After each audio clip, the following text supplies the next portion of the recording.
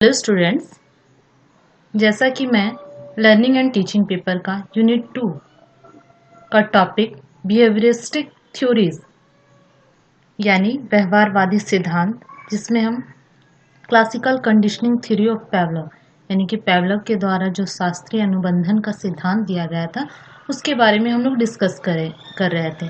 इसमें हम लोग कुछ फर्स्ट पार्ट को हम लोग डिस्कस किया था। आज हम लोग इसका सेकंड पार्ट को डिस्कस करेंगे। तो चलिए स्टार्ट करते हैं। पेवलोव द्वारा किया गया प्रयोग यानी कि पेवलस एक्सपेरिमेंट के बारे में आज हम लोग देखेंगे कि उन्होंने किस प्रकार एक डॉग पर यानी कि एक कुत्ते के ऊपर एक्सपेरिमेंट किया था। उसके लिए उन्होंने क्या क्या किया। सबसे पहले पेवलोव ने एक भूखे कुत्ते को एक साउंड प्रूफ लेबोरेटरी यानी कि ध्वनि नियंत्रण प्रयोगशाला में उसे एक उपकरण के सहारे खड़ा कर देते हैं। यहाँ आप चित्र में देख पा रहे होंगे कि किस प्रकार एक रूम में पेवलोव जो यहाँ बैठे हुए हैं वो क्या करते हैं, एक कुत्ते को एक उपकरण के सहारे उन्हें यहाँ पे खड़ा कर दिए और देख सकते हैं कि यह लकड़ी का उपकरण तैयार किया गया है और इसके बीच में क्या लगा हुआ है, एक तख्ता लगा हुआ है जिसमें एक खिड़की भी बनाया गया है जिसके द्वारा क्या होता है, भोजन, जिसके सहारे कुत्ते के सामने भोजन लाया जाता था।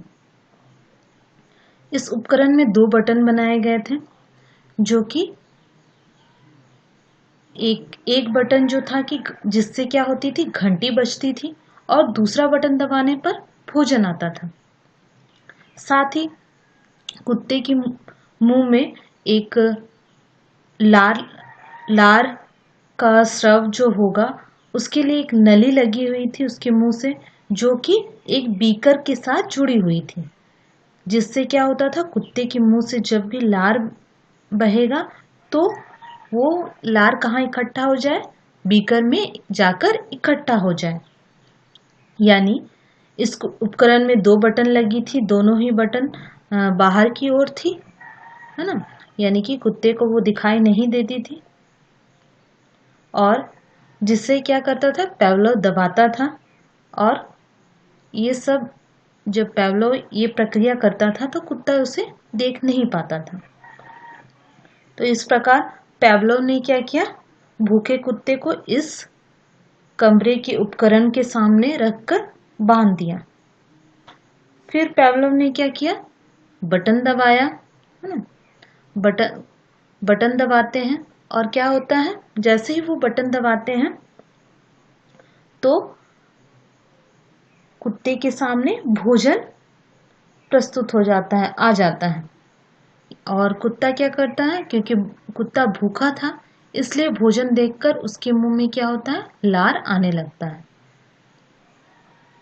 तो इस प्रकार पेवलोव ने कहा कि जब स्वाभाविक अनुक्रिया यानी कि भोजन जो है कुत्ते के सामने प्रस्तुत किया जाता है तो वह क्या करता है, एक स्वाभाविक अनुक्रिया करता है, यानी कि स्वाभाविक रूप से उसके मुंह से लार आना प्रारंभ हो जाता है। तो आगे देखते हैं। दूसरे दिन क्या करता है पेवलोव, घंटी तो बजाता है, घंटी वाले बटन को दाबते हैं, लेकिन घंटी जैसे ही घंटी की आवाज़ कुत्ता सुनता है तो क्या करता है, वो घंटी की आवाज़ सुनकर अपने कान खड़े कर देते हैं, लेकिन उसका मुंह से लार नहीं आता है। तीसरे दिन कुछ प्रयासों के बाद तीसरे दिन क्या करता है पेवलोव क्या करते हैं कि सबसे पहले घंटी बजाते हैं, उसके 2 सेकंड बाद क्या करते हैं, घंटी बजाने के बाद भोजन वाला बटन दबाते हैं जिससे कि भोजन उसके सामने प्रस्तुत हो जाता है। तो भोजन को देखकर उसके मुंह में लार बहने लगता है। इस प्रकार ये प्रक्रिया को बार बार दोहराया जाता है। बार बार दोहराने पर यह देखा गया कि जब अंत में क्या होता है, इस प्रक्रिया को कई दिनों बाद उन्होंने केवल घंटी बजाया। बहुत दिन प्रक्रिया ये करा कि घंटी बजाने पर उसे भोजन मिल जाता था, है ना। तो एक दिन क्या किया उन्होंने, घंटी तो बजाया लेकिन घंटी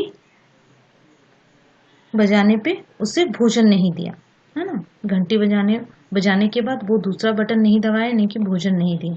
तो देखा गया है कि जैसे ही घंटी की आवाज़ सुना कुत्ता, तो क्या होता है, उसके मुंह से लार आने लगता है, लार आना शुरू हो जाता है। तो पैवलोव ने कहा कि जितनी लार वो घंटी की आवाज़ से उसके मुंह में आया, जैसे कि पहले घंटी की आवाज़ सुनने के बाद भोजन भी देने पर जितना लार आता था, अभी भोजन नहीं देने पर भी क्या हुआ, घंटी की आवाज़ से ही उसके मुंह में लार बहने लगा। तो इस प्रकार घंटी की आवाज़ यानी कि और लार का बहना क्या हुआ के बीच एक नया सहचर्य उत्पन्न हुआ, जिसे एसोसिएशन कायम हुआ, और जिसे क्या कहा पैवलोव ने, अनुबंधन यानी कि कंडीशनिंग कहा। तो इस सिचुएशन में यहाँ नीचे देख सकते हैं हम लोग, इस सिचुएशन में तटस्थ उद्दीपन यानी कि तटस्थ उद्दीपन किसे कहा गया, घंटी को।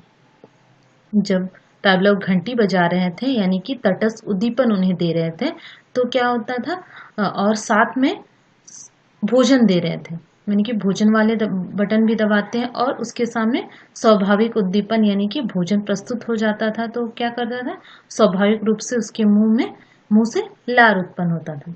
उसी प्रकार कई दिनों तक उन्होंने यही प्रक्रिया किया, और उसके बाद एक दिन क्या करते हैं वो, कई दिनों बाद तटस्थ उद्दीपन यानी कि घंटी तो बजाते हैं, लेकिन उसके सामने भोजन प्रस्तुत नहीं करते हैं, यानी कि भोजन वाला बटन वो नहीं दबाते। तो क्या देखते हैं कि वो स्वाभाविक अनुक्रिया ही कर रहा है, यानी कि उसको पता ये हो गया था कि घंटी बजाने पे मुझे भोजन मिलेगा, इसलिए उसके मुंह से लार उतना ही बहता है जितना पहले वाली अनुक्रिया में। आगे देखते हैं हम पैवलोव के प्रयोग प्रक्रिया का विश्लेषण, यानी कि पैवलोव ने जो ये एक्सपेरिमेंट किया उसको एक समीकरण के रूप में प्रस्तुत किया, यानी कि उसका विश्लेषण किया, उसे इस प्रकार प्रस्तुत किया। पहला तो ये कि जब कुत्ते के सामने भोजन यानी कि स्वाभाविक अनुक्रिया प्रस्तुत किया जाता है, तो क्या करता है कुत्ता, स्वाभाविक अनुक्रिया करता है, यानी कि उसके मुंह से लार बहने लगता है। उन्होंने पहला समीकरण ये बताया, पहला विश्लेषण ये बताया। दूसरा है ये समीकरण प्रस्तुत किया कि जब घंटी बजाई जाती है यानी कि तटस्थ उद्दीपन प्रस्तुत किया जाता है, साथ ही साथ तटस्थ उद्दीपन के साथ स्वाभाविक उद्दीपन यानी कि भोजन दिया जाता है, तो कुत्ता क्या करता है, साथ ही साथ स्वाभाविक अनुक्रिया करता है, यानी कि उसके मुंह से लार आना प्रारंभ हो जाता है। थर्ड देखेंगे, थर्ड उन्होंने ये समीकरण बताया या ये विश्लेषण किया कि जब तटस्थ उद्दीपन दिया जाता है यानी कि घंटी बजाई जाती है, तो क्या होता है, वो